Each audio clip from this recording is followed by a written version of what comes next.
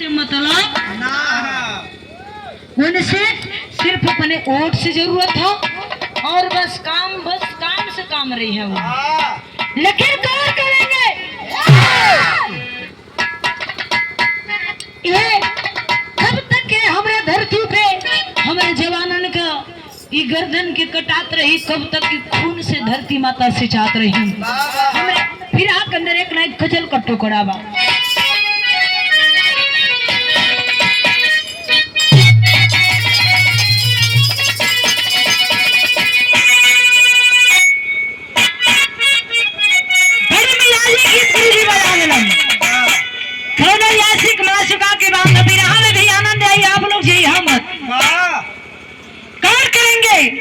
किसी आशिक मासुका के आशिक शहर के मिल गए और मासुका शहर के मिल गए और आशिक देहात के।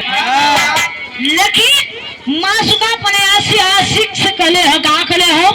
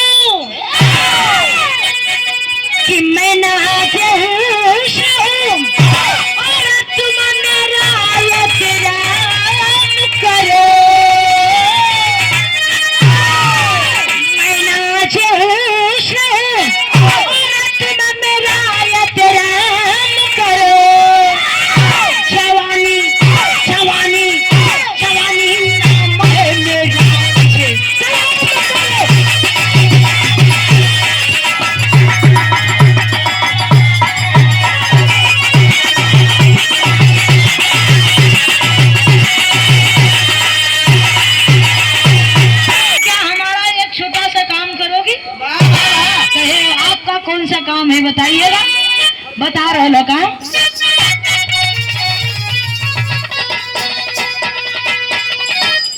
मैं तुझे सलाम करूं और तुम मेरा एक काम करो। मैं तुझे सलाम करूं और तुम मेरा एक काम करो। अपनी माँ का जवान नाम करो।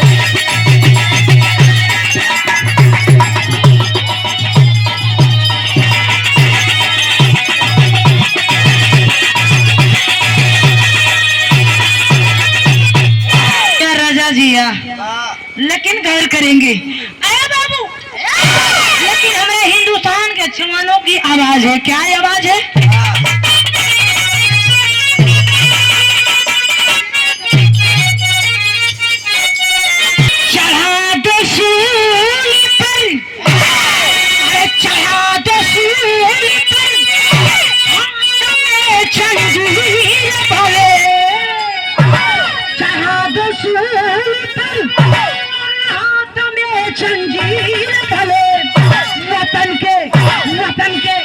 वतन के लाज बचाने वतन के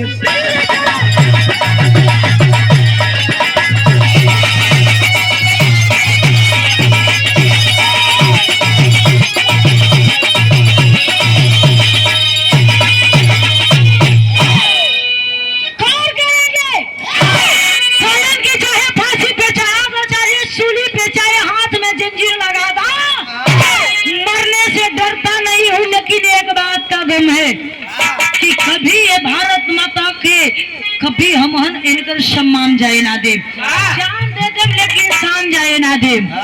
कहेंगे एक बात और कहें,